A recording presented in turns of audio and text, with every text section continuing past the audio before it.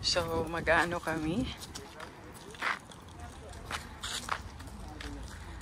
Dadalhin namin sa labas. Doon kami magla-lunch sa labas.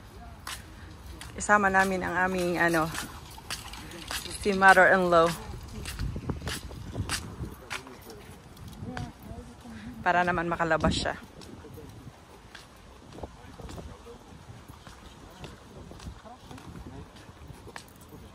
Bibili kami ng haring.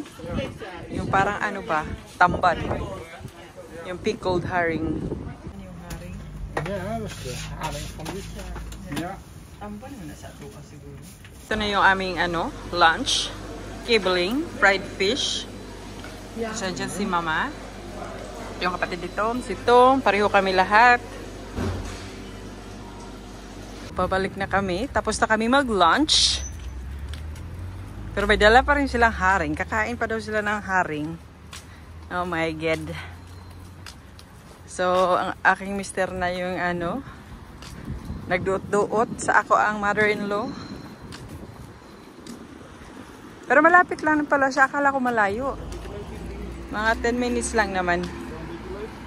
Tuwang-tuwa na sila sa haring nila. Ang lekker, Mama? Yeah. Ito kami bumibili ng mga organic na na mga drinks pagka medyo ayaw ba. Tapos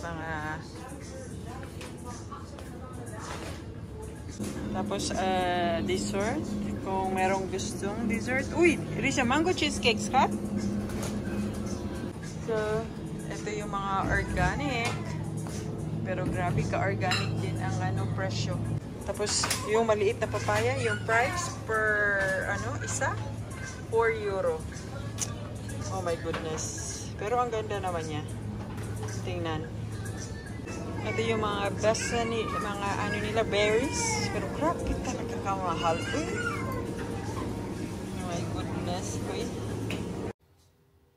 So, maghahanda na ako ng dinner. Nakapagpahinga na din after namin maglakad-lakad sa kasama ang aking mother-in-law kasi nag-lunch kami sa labas. So ngayon, magsinuglaw ako. Yung gagamitin ko is yung pork belly. Pero may din kami, mag-ihaw ng isda. At ito na ang ating ingredients for sinuglaw. Lagyan ko ng mangga, cucumber, kamatis, citron, lemon pala, citron, luya, at paprika. Tapos may lettuce lang yung kasi magda-diet tayo. Lagi naman hindi naman ang umpisahan. Pero tinatry kong maglo-low carb. Yun yung So gagawin ko siya, pero ko muna to i-season kasi iba-barbecue siya for salt and pepper lang. Hindi ko na masyadong komplikaduhin yung buhay. Kasi ano pa ba yung Kasi bukas pala pupunta kami ng ng Sealand. Hindi New Zealand yung manguha kami ng talaba at saka tahong at marami din doon yung before mga ilang years ago ata na pwede kang kumuha doon ng baldi-baldi. Parang litob siya pero ang ayaw ko lang doon, kailangan mo siyang pasukahin kasi merong buhangin. Meron siyang buhangin. So, bukas yun ang activity namin. Ko lang siya, i-season ko ng yung belly, yung para sa sinuglaw, ng salt and pepper. Pero anuhin ko muna siya, kasi hinugasan ko ng maigi. Anuhin ba? Yung ituyo. Para talaga yung salt and pepper. Kasi yun lang yung, yung seasoning niya, wala nang iba. Yung salt and pepper lang. Kasi ko pa yung isda. Salt and pepper ko lang din yung isda. Kasi hindi. Dapat punta sana ako ng wet market sa Rotterdam. Gusto kong bumili ng ng pusit. Tinamad naman. Uy, kasi late na. Napagod na rin ako sa ano. Alam mo yung iba kasi ang ano, init. Tapos, medyo ano yung, hindi maganda yung ano today ng aking mother-in-law. Masyado siyang confused today. Parang, yun nga, i-check nga yung ano niya, baka may infection siya ba sa ano, yung may UTI. Kasi nga, nakakatiter na yung mother-in-law ko. Dahil, hindi na siya yung nakakapunta ng CR ba. So, yeah. Alam mo naman dito, kulang sa tao. So, ang ginagawa, kinakatiter na lang para hindi siya, lalo na sa gabi. Pero sa araw din, alam ko, nakakatiter din siya eh. So, yun yung sabi ng nurse, kasi narinig niya ako habang pauwi na kami. Nagsabi ako na parang, nakakapagod pag, masyadong confused si mama kasi hindi siya nakakausap ng maayos ba. Tapos narinig ako ng nurse. Sabi niya, nga, kasi kagabi, parang ano, kaya ipapacheck nila yung ihi. Kasi sabi niya kagabi, medyo ano daw, medyo, ano, yung, ang tawag doon? Aggressive siya. At saka, laging, ano, parang feeling niya, ninanakaw lahat ng gamit niya doon. Kasi sabi nga niya sa akin, nagpapaano nga na, yung mga damit daw niya na binigay ko, nawawala daw. Sabi ko, baka nandun lang kay Papa. Sabi ko, na kay Papa lang yun, kaya huwag kang mag-aalala. Sabi niya, hindi pwedeng mawawala yun kasi bigay mo daw. Bigay ko daw, tapos ang gaganda pa daw. Parang feeling daw niya, queen daw siya. Sabi ko, hindi yan mawawala. So, ayan. Tapos isda. Yung isda, anuhan ko lang kasi, ay, shit. Ano pa yung isda? Frozen pa. Ay. Batit. Ay, paano ko lang yan?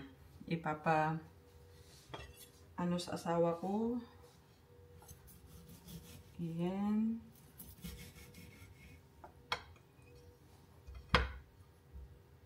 Kasi matagal na ako nag-crave. Pero yeah, hindi pa rin yung craving ko talaga yung na ano ko yung. Kasi gusto kong mag-pusit yun ay. Pero wala.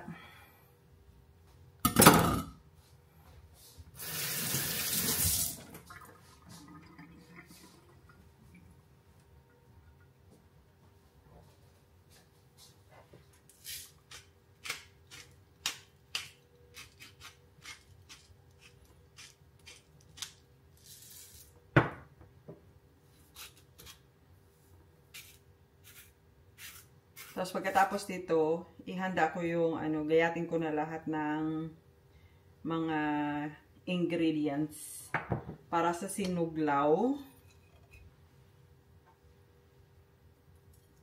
Yung pala, kailangan ko pala yung dato puti.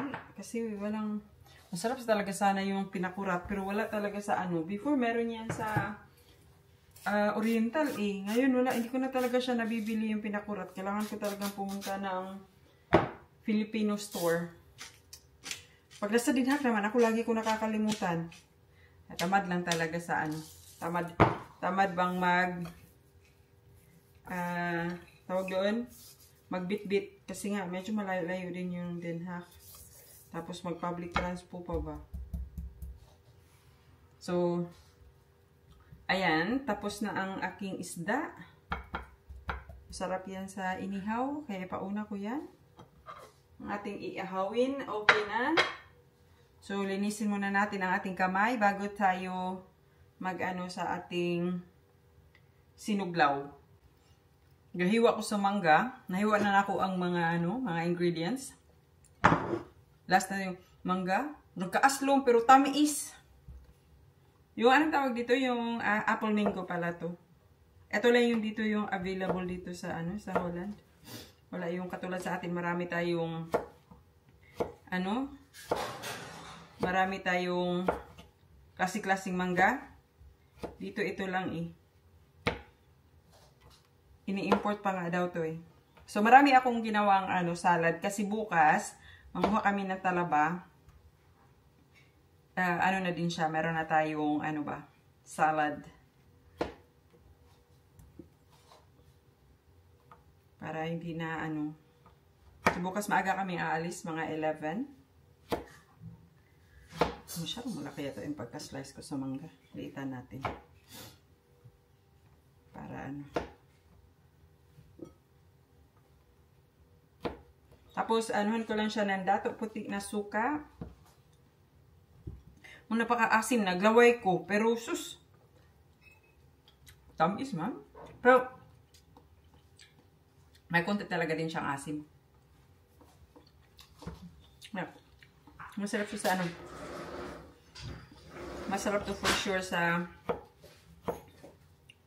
Kan die vis erin? Ja, de vis mag daarin.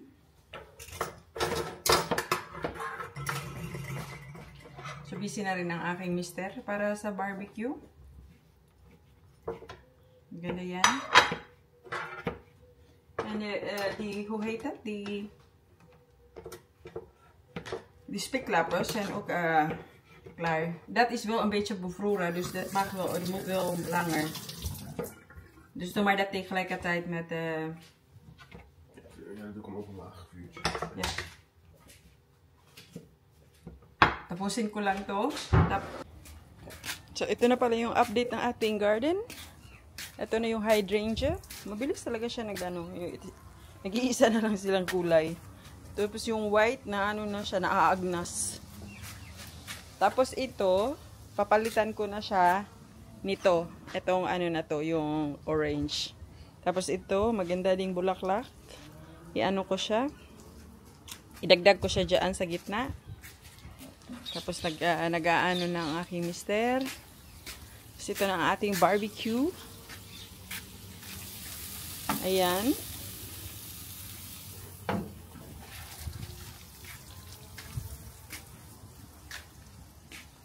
Ito na yung ating sinuglaw. So, sinuglaw craving is real. O, ang dami ko nagawa. Konti lang yung meat, pero okay lang yan. Kasi bukas, ano naman siya, tawag doon, sa oysters ba. So, craving. Pero ang sarap niya.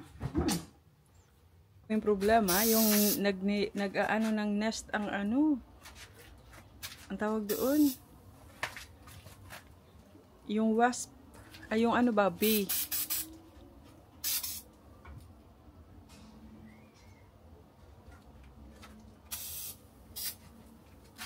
Yung kaya sinisprayhan ng aking mister. Sana hindi pa yan ganyan kalala.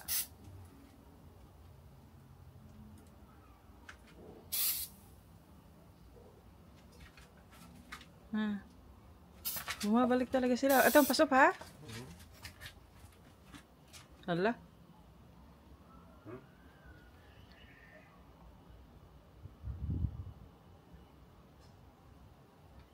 Ayan, tinitingnan niya kung saan pasukan ng ng bee.